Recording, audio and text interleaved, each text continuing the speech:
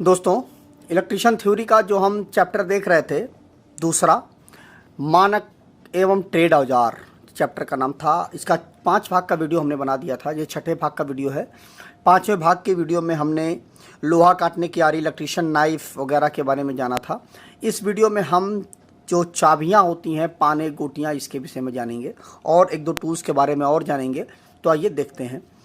देखिए, जो चाबियां, पाने तथा गोटियां, ये जो होते हैं, ये जो हमारे नट बोल्ट खोलने के काम में आते हैं। जैसा कि आप स्क्रीन पर देख रहे हैं, ये हमारा नट बोल्ट होता है। इसमें एक जो होता है हमारा वो फिक्स होता है और एक यहाँ पर, यहाँ नीचे से लेकर के ऊपर तक, यहाँ तक चूड़ी बनी हुई होती है और इसके ऊपर रिंग बनी हुई होती है। ठीक है, चूड़ी बनी हुई होती है। तो ये नट होता है, इसको हम घुमाते हुए यहाँ पे लेके जाते हैं। देखिए, लोग अक्सर कंफ्यूज हो जाते हैं, इस चीज़ को आप थोड़ा दिमाग में रख लीजिएगा। देखिए, इसमें जो फिक्स होता है ना, ये हिस्सा जिसके ऊपर चूड़ियाँ बनी हुई होती है, इस पर देखिए, इस तरह से चूड़ियाँ बनी हुई होती हैं, इसको हम बोल्ट बोलते हैं। ठीक है, और इसको हम नट बोलते हैं। जो छोटा सा होता है गुटका टाइप में, जो जिसके अंदर होल होता है, हम घुमाते टाइट करते चले जाते हैं ना, उसको हम नट बोलते हैं और इसको हम बोल्ट बोलते हैं। जो फिक्स होता है उसे हम बोल्ट बोलते हैं और जो फिक्स नहीं होता है, जो मूव करता है, घूमता है चूड़ी के ऊपर, उसको हम नट बोलते हैं। अक्सर लोग कंफ्यूज हो जाते हैं, इसको बोल्ट बोल देते हैं, इसको नट बोलते देते हैं, या कंफ्यूजन उनके मन में बना रहता है कि नट क्या होता है और बोल्ट क्या होता है। तो इस चीज़ को आप, कंफ्यूजन को आप दूर कर लीजिए। तो इसमें जो यह नट होता है, इस नट को कहीं पर भी, जैसे मान लीजिए आपको कहीं पर नट बोल्ट से कोई चीज़ टाइट कर दी आपने, बाद में या टाइट करनी है या खोलनी है, दोनों कंडीशन पर यह नट जो होता है इसमें इस तरह से बना हुआ होता है। ठीक है, ऐसे टाइप में बना होता है। इसमें देखिए, खटकोण टाइप में बना हुआ होता है।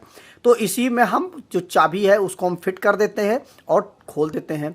इसमें मतलब ग्रुप बना हुआ होता है, तो उससे हमारा जो नट होता है वो खुल जाता है और हमारा मतलब जो चीज़ होती है हमें निकालना होता है वो निकल जाती है। तो यह जो नट होता है, इसको खोलने के लिए हम चाबियों का भी उपयोग करते हैं, पाने का भी उपयोग करते हैं और गोटियों का भी उपयोग करते हैं। अब चाबी, पानी और गोटियाँ क्या होती हैं? देखिए, एक तो होता है इस तरह से होता है और इस साइड में भी होता है, इस तरह से। जैसा कि आप स्क्रीन पर देख रहे हैं, ये चीज़ जो होती है इसको हम चाबियाँ बोलते हैं, इसको हम चाबियां बोलते हैं। और एक जो हमारा होता है वो इस साइड रिंग होता है और इस साइड भी रिंग होता है, और इन दोनों साइड में जो है ग्रुप कटे हुए होते हैं, इसको हम पाना बोलते हैं। ठीक है, या हम स्पैनर बोलते हैं हम। ठीक है, और एक होता है इस तरह से गोल सा होता है और लंबा सा होता है उसके अंदर, तो वह होता है, उसको हम गोटी बोलते हैं। ठीक है, 3 चीज़ों का उपयोग करके हम नट बोल्ट को खोलते हैं। अब यह जो नट बोल्ट को खोलने के लिए जो हमारा चाबी, पानी या गोटियां होती हैं, इनकी जो साइज होती है वह कई साइजों में आते हैं, क्योंकि ये नट छोटे बड़े कई प्रकार के होते हैं, जिसमें से 10, 11, 12, 13, 14, 15, 16, 17, 18, 19, इस तरह से साइज होती है। अब इसमें क्या होता है कि जैसे देखिए, इस साइड में अगर 10 नंबर होगा तो इस साइड में 11 नंबर होगा। उसी तरह इसमें भी होता है, 10 नंबर अगर इस साइड होगा तो इस साइड 11 नंबर होगा, तो मतलब 1 नंबर आगे होगा। और यह जो साइज होती है यह हमारी mm में होती है। ये पूरी हमारी साइज mm में होती है। मतलब ये जो यहाँ पर जो नट लगा हुआ होता है उसकी जो साइज होती है वह अगर 10 लिखा हुआ है तो मतलब 10 mm का ये नट हुआ। इस चीज़ का भी आप ध्यान रखिएगा, जानकारी आपके रहे तो। और ये कई साइजों में आता है, 18, 19 तो मैंने बता दिया ना, 20, 22 और कई साइजों में, 24, 27 अलग अलग साइजों में ये आते हैं। हमारे जो चाबियां होती हैं, गोटियां होती हैं और पाने भी होते हैं सारे। अगर चाबी जो है जिस साइज में आएगी उसी साइज में आपका पाना भी मिल जाएगा, उसी साइज में आपको गोटियां भी मिल जाएंगी। तीनों चीज़ें आपको उसी साइज में मिल जाएंगी। तो यह जो अलग अलग आकारों में ये जो हमारा स्पैनर सेट होता है, इन सभी को अगर हम बोल इकट्ठा कर दें तो स्पैनर सेट हम बोलते हैं इनको। तो और इनमें क्या होता है, कुछ जगह पर, एक तो ये mm में होता ही होता है, कुछ जगह पर हम सूत में भी हमको देखने को मिलता है और इंच में भी देखने को मिलता है। लेकिन सबसे ज़्यादा उपयोग जो होता है वो हमारा mm में ही उपयोग होता है। सूत और इंच में भी होता है हमारा जो स्पैनर सेट होता है, गोटी पाना सेट होता है। अब इससे हम क्या करते हैं, इस नट को हम लूज कर देते हैं और टाइट कर देते हैं, तो आपका काम हो जाता है। तो ये जो गोटी पाना सेट होता है वो नट बोल्ट को खोलने और मतलब टाइट करने के काम में आता है। अब इसमें क्या हमें नहीं करना चाहिए, नंबर 1 इसमें क्या है कि सही साइज का स्पैनर सेट प्रयोग करें जिससे स्पैनर ना फिसले। कभी कभी क्या होता है कि जो हमारा नट है वो मान लीजिए उस पर 10 नंबर का या 11 नंबर का उस पर जो है नट मतलब चाबी हमारी लगनी चाहिए, लेकिन आपके पास जो स्पैनर है वह 12-13 नंबर का स्पैनर है, तो 1 ही mm तो ज़्यादा हुआ। तो अगर आप यहाँ पे फिट करेंगे तो फिट तो हो जाएगा, लेकिन क्या होगा कि गैप ज़्यादा होगा, प्ले ज़्यादा रहेगा, एकदम फिक्स नहीं बैठेगा। तो अगर आप यहाँ पर ताकत लगा कर टाइट करते हैं तो हो सकता है 10 नंबर का है एक, ये 11 नंबर का है, ये 12 नंबर का है, 12 नंबर का आपका स्पैनर है और 11 नंबर का आपका वो जो नट है, तो फिसल सकता है, फिसलने पर दुर्घटना हो सकती है। तो इस चीज़ का आप ध्यान रखें कि 12 नंबर का अगर है तो 12 नंबर के ही जो नट पर आप 12 नंबर की चाबी लगाएं, 13 नंबर है तो 13 नंबर की ही चाबी लगाएं। तो इस चीज़ का आप ध्यान रखें, मतलब जिस साइज़ का हो उसी साइज़ का आप उपयोग करें और इनको कभी भी हथौड़े के रूप में उपयोग ना करें। जो हमारा स्पैनर होता है ना, या को भी मतलब गोटियां होती हैं, पाने होते हैं, इन सभी को क्या होता है, जैसे प्लास होता है ना, उसी तरह लोग इसको भी उपयोग करने लगते हैं। हथौड़े की तरह छोटा मोटा होता है, आप उसको मार देते हैं तो उससे क्या होता है कि वो टूटने की संभावना ज़्यादा होती है, क्योंकि ये लंबा होता है ना, तो इसलिए टूट जाने की संभावना ज़्यादा होती है।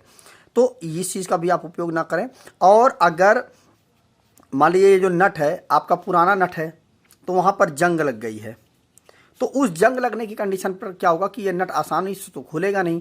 तो यहाँ पर क्या करें, आप मिट्टी का तेल अगर आप है आपके पास तो डाल दें, या और अच्छी चीज़ है CRC। अगर आप CRC का उपयोग कर देते हैं तो यह काफ़ी अच्छे से क्या होता है, CRC थोड़ा और अच्छी क्वालिटी का जो जंग हटाने के लिए होता है। तो क्या होता है कि जो हमारा नट होता है उसके अंदर तक चला जाता है, जिससे जंग को जल्दी से काट देता है और आसानी से जो हमारा नट है वो खुल जाता है। तो ये चीज़ होती है, इसको भी आप ध्यान में रखिएगा। तो ये हो गया हमारा गोटियां और पाना सेट। अगला है हमारा सिलाई रिंच। सिलाई रिंच, अब ये क्या होता है, देखिए जो सिलाई रिंच होता है जैसा कि आप स्क्रीन पर देख रहे हैं, सिलाई रिंच ये होता है, इसमें क्या होता है, ऐसे इस तरह से ये सिलाई रिंच होता है। इसमें एक हिस्सा इस तरह से होता है और एक हिस्सा मूवेबल होता है। यहाँ पर एक चाबी मतलब एक रिंग टाइप में बना हुआ होता है। तो क्या होता है कि एक हिस्सा इसमें जो यह नीचे वाला हिस्सा होता है ना, नीचे वाला जो जबड़ा, इसमें 2 जबड़े होते हैं, एक जबड़ा ये एक जबड़ा ये। तो एक जबड़ा जो होता है वो मूवेबल होता है, ठीक है, और एक जबड़ा जो होता है हमारा फिक्स होता है। तो ऊपर वाला जो जबड़ा होता है वो फिक्स होता है और नीचे वाला जबड़ा मूवेबल होता है। तो जैसे ही हम इसको रिंग को घुमाते हैं तो जबड़ा ऊपर नीचे होता है।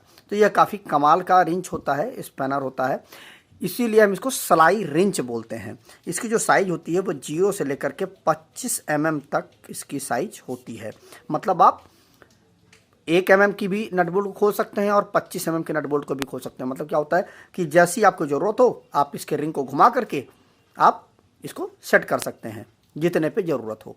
तो यह एकदम बहुत ही कमाल का ये होता है, इससे मल्टीपल काम और टाइम भी हमारा बच जाता है। तो ये इसको हम सिलाई रिंच भी बोलते हैं, कहीं कहीं पर स्क्रू रिंच भी बोलते हैं इसको, ठीक है, क्योंकि यहाँ पे स्क्रू लगा हुआ होता है। कहीं कहीं पर परिवर्तनशील रिंच भी इसको हम बोलते हैं, या कई आकार में इसको हम एडजस्ट कर सकते हैं। इसका जो आगे का जो हिस्सा होता है ना, यह हाई कार्बन स्टील का होता है। और इससे सबसे बड़ी बात क्या होती है, इसमें टाइम की बचत हो जाती है, क्योंकि आप इसको मूव करा करके आप इसको काम कर सकते हैं। इसमें आपको क्या नहीं करना चाहिए वो भी जान लीजिए। इसको आप कभी भी हथौड़े के रूप में आप इसका उपयोग ना करें।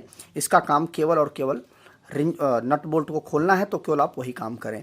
और दूसरा, इसको आप जंग लगने से इसको बचाएं, इसमें जंग ना लगने पाए, क्योंकि अगर इसके स्क्रू में जंग लग गया तो ख़राब हो जाएगा या फिर बाद में दिक्कत होती है। तो कुल मिला करके इस चीज़ का भी अगर आप ध्यान रखते हैं कि जंग ना लगे और हथौड़े के रूप में ना बचाएं, तो ये काफ़ी दिनों तक काम करेगा और जल्दी या ख़राब नहीं होगा और मल्टीपल वर्क आप इससे कर सकते हैं। तो दोस्तों, अभी जो मैंने आपको पढ़ाया है उन सारी चीज़ों को आप नोट कर लें। चाबियाँ, पाने तथा गोटियाँ ये 10, 11, 12, 13, 14, 15, 16, 17 इस तरह से साइज़ में होते हैं। अलग अलग आकारों के स्पैनर सेट होते हैं। कई स्पैनर सूत व इंच में भी होते हैं। ये नट बोल्ट ढीला और कसने के काम में आते हैं। इसमें क्या नहीं करना चाहिए, आपको सही साइज़ का ही स्पैनर प्रयोग करें जिससे स्पैनर ना फिसले। इनको हथौड़े की तरह ना प्रयोग करें, पुराने नट बोल्ट पर CRC डाल करके ही खोलें। अगला है हमारा सलाई रिंच। सलाई रिंच का 0 से लेकर के 25 mm तक होता है। इसे सलाई रिंच, स्क्रू रिंच या परिवर्तनशील रिंच भी कहते हैं। या कई आकार में होते हैं या हाई कार्बन का बना होता है। इसमें एक फिक्स जबड़ा तथा दूसरा परिवर्तनशील आगे पीछे खिसकता है। इससे समय की बचत होती है। इसमें क्या नहीं करना चाहिए, इसे हथौड़े के रूप में ना प्रयोग में लाएं और स्क्रू को जंग से बचाएं। तो दोस्तों, आज की इस वीडियो में हमने चाबियां पाने तथा गोटियों के बारे में जाना और सलाई रिंच के बारे में जाना। ये 2 बहुत ही महत्वपूर्ण टूल्स होते हैं। तो आज के इस वीडियो में बस इतना ही। अगली वीडियो में हम कुछ और टूल्स के बारे में जानेंगे, जैसे क्रिम्पिंग टूल, वायर स्ट्रिपर वगैरह के बारे में जानेंगे। तो अगली वीडियो भी काफ़ी अच्छी कमाल की वीडियो है। तो मिलते हैं एक नए वीडियो में। नमस्कार दोस्तों।